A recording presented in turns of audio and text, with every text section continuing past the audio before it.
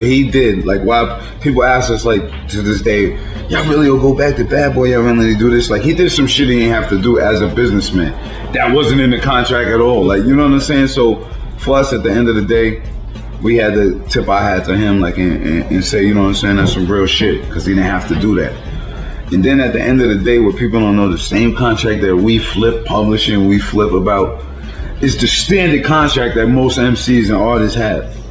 But us being from where we from, sometimes you just don't feel shit is right. If that shit could have been set in stone years ago, don't mean it's right today. You know what I'm saying? But sometimes it's about having the balls to say that shit ain't right and fuck that shit. I know it's supposed to be like that and it's like that for everybody else, but some ain't right about that shit, so fuck it. Let's be real, the music industry is full of shady contracts and power plays, but very few artists ever dare to speak out. Enter the Lox, the Yonkers trio who flipped the script on one of hip-hop's most powerful moguls, Sean Diddy Combs, and lived to tell the tale. Most artists stay quiet when they get burned. The Lox? They brought smoke.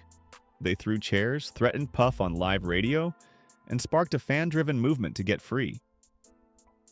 But how did it come to that? And why did these three rappers, Styles P, Sheek Louch, and Jadakiss, refuse to be intimidated by the man behind Bad Boy Records? Let's break it all down. Before they were legends, the Lox were just three hungry MCs from Yonkers, known then as the Warlocks. Their gritty lyricism caught the attention of Mary J. Blige, a hometown hero who believed in them enough to send their demo straight to Diddy. That connection changed their lives. In 1998, they signed to Bad Boy Records. At first, everything felt like a dream. Wild parties, designer fits, recording with Biggie and Mariah Carey, and watching Money, Power, and Respect go platinum. They were winning, or so it seemed. But behind the champagne and bright lights, something didn't feel right. They were hardcore spitters, street poets, and suddenly they were being asked to swap out Timbs for shiny suits. What we have here is these are the joints that made us famous. Just showing the transformation. That we hate. This is what got us. I don't know what they got us. These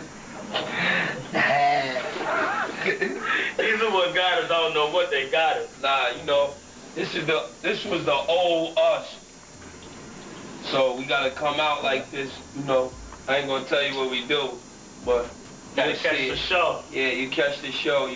You know the significance behind these. You know what I'm saying? We was this. Now we are the streets, but we really was never this. We was always the streets. They just made us throw these on. Politics, baby. Diddy was a master at marketing. He wanted polished hits. The Lox wanted raw bars and gritty realism. That creative clash was the first crack in the glass. One of the biggest grievances the Lox had with Diddy wasn't just creative control, it was ownership. After selling millions, they learned that Diddy owned a massive portion of their publishing rights, reportedly up to 50%. Diddy later claimed it was only 20%, but even that was too much. They felt like they were making hits and seeing pennies. Despite everything they'd contributed to the label, from It's All About the Benjamins to Money, Power, and Respect, they were locked into a deal that left them powerless. And when legal tactics didn't work, they turned to the streets. In 1999, the Lox went public. They launched the now iconic Let the Lox Go campaign, wearing custom t-shirts to performances, mobilizing fans, and using their platform to call out Diddy directly. The movement to get off Bad Boy was definitely a street movement. When I say that, I'm really talking about, I remember coming out of a Summer Jams and seeing Diddy's car surrounded by plaque carrying Free the Lox. Real talk. Real talk. Yeah. It was like a street movement, man. Definitely. We was probably like the you was first- at that Summer Jam? Yes. Official, right? Yes, exactly. I felt sorry for Puffy in the car with the doors locked and the windows up. We was the first rebels, man. You didn't have a lot of guys Exactly. going at like major people like that, man. Exactly. And from the street where it hurts. Yeah, you're right. Yeah, man. Gotta know what you gotta know where your power lies, man. This wasn't just about three rappers wanting out of a deal, it was a rebellion. A public stand against exploitation. Something unheard of at the time. They called into Angie Martinez's Hot 97 show and went off. Jadakiss and Styles P didn't mince words. They called Diddy a thief. Styles even said he'd throw a refrigerator at him. It was raw, it was real, and it made the industry nervous. But if one moment defined their defiance, it was what happened behind closed doors. Styles P allegedly threw a chair at Diddy. No security, no second thoughts, just raw emotion and pent-up frustration boiling over. In that moment, the Lox proved they weren't bluffing. They weren't afraid. And Puff, for all his power, had no choice but to let them go. Once free from Bad Boy, the Lox wasted no time. They signed with DMX's Rough Riders, and it couldn't have been a better fit. With hard beats, no gimmicks, total freedom. Their second album, We Are the Streets, said it all. They were back, and they were finally themselves. The message? You don't have to sell your soul to succeed. Years passed, but the wounds didn't fully heal. In a 2005 interview on Hot 97, they revealed Diddy still owned half their publishing, despite having only released one album on Bad Boy. Even more outrageous? Diddy allegedly charged them $3 million just to leave. Once again, Styles P snapped. That's when he made the now infamous refrigerator threat, and once again, it worked. A month later, Diddy gave back their publishing. They didn't sue him, they didn't beg. They pressured him with their voices and won. A life ahead of you. Nobody never took nothing from me. Like, it's hard for me to look at Diddy. It's hard to go, like, to be phony about it and pull him out on stage at the Hova concert and do the Benjamins, and it's hard. Like, it's not. Have you talked to him about millions of dollars? This is my life.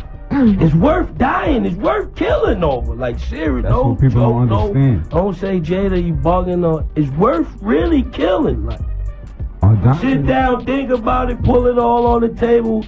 It's really worth doing it over. Like, some things ain't worth it. That's one of the things that's worth it. So, me personally,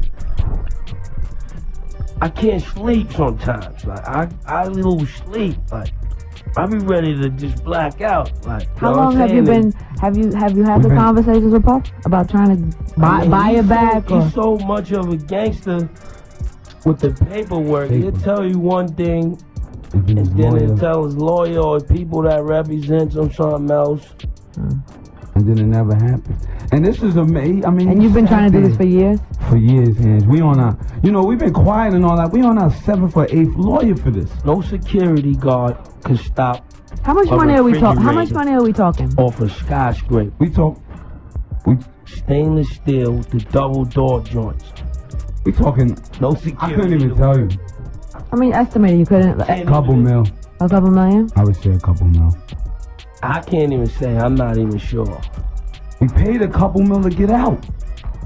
We paid almost $3 million to get out. To get off Bad Boy. Yeah, we had no $1 million budget. We did one album there, Inch.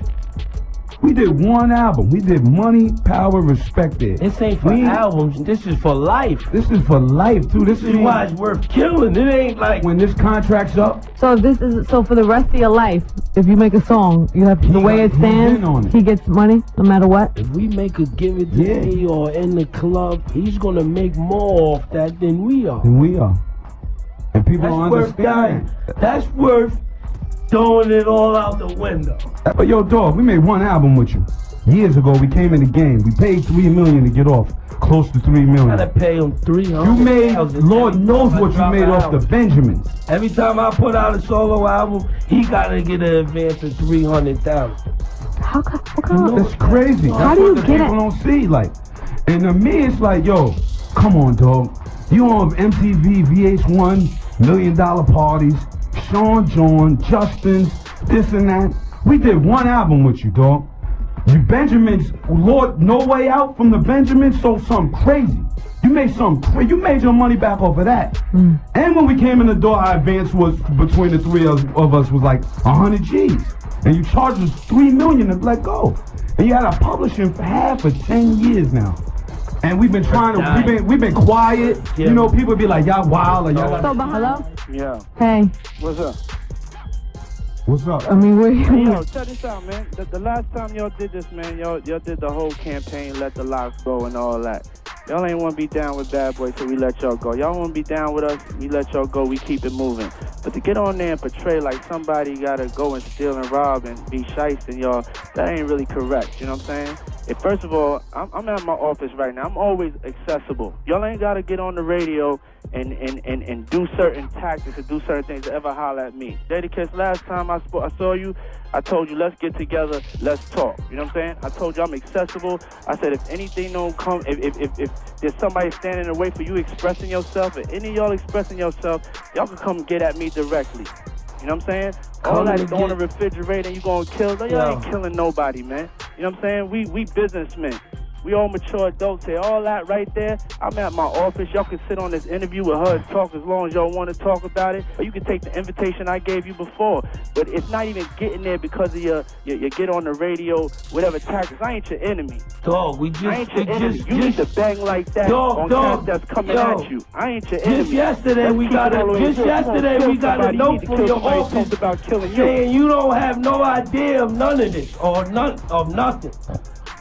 Just yesterday, your lawyer told us that. I see you at the show backstage. You said find out what it was. But don't sit here and portray like Puff took nothing from y'all. What is it? What is it? What do you call it? What do you call it? What do you call it? And don't say we can come to your office or do none of that, because we can't do none of that. We can't handle it no other way but with lawyers, and you know that, so don't get on the radio and act like a tough guy or none of that. Wait, you know how we can settle You acting tough. I'm in my office, so why don't we stop talking on the radio? No, you want people to stop talking because you just don't want to know the truth, dog. We made one record with you, Money, Power, Respect. It's 10 years later, and you still got half of our publishing. Now, there's no way you can make it justifiable that you deserve half of our publishing. You to my face. We just at the concert. You ain't saying nothing. What are we gonna do? Shave it to your face, dude? What do you want us to do? We can't touch. We can't be violent or none of that. We can't even have saying all this, dog. 2 years ago, levels in Miami. Let's recognize real. Y'all know where the office is at. There's a big sign on it. I'm gonna be there. The whole National Guard's downstairs, dude. Cut it out, man. We can't talk in this. I'm a grown ass man, man. You're a coward. And I don't take nothing. You're a thief, You're a coward. Don't say you're a thief. Okay. You're a thief. Come to the office, man. Come to the office so we can straighten it out there. Yo, how we just 3 guys you don't even mess with. You had your Ace publishing. You call me whatever you want. won't let his publishing go. I'm at the office. You won't let your man's publishing go. You gonna argue in front of New York. That's the way you want to to Do you own your man's publishing, dog? Nothing to y'all, man. Do you own your man's publishing? New York could believe it or whatever. I don't Do you own your man's publishing? I can sleep good at night because I ain't never did that to y'all. And if y'all ever want to, you had a whole bunch of artists that don't like us, Puffy. That's it. Dog, you had a bunch of artists whose careers never went right with you, dog. Be for real, dog. Look at the list. We don't want to be violent. You the artist that did best for yourself. Look at your list, dog. Look at all the artists you dealt with. Look at the situation they dealt with. 112 not happy with you gone. Faith not happy with you gone.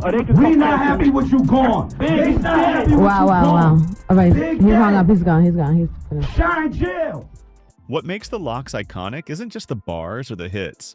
It's that they never backed down. Not from a billionaire, not from the industry, not from anyone. They stood up for their rights and set a blueprint for generations of artists after them. And in today's world, with more artists fighting for masters, for fairness, for truth, their story hits harder than ever. So what do y'all think? Were the Lox ahead of their time for going at Diddy? Did their fight open the door for artists to speak up about industry exploitation?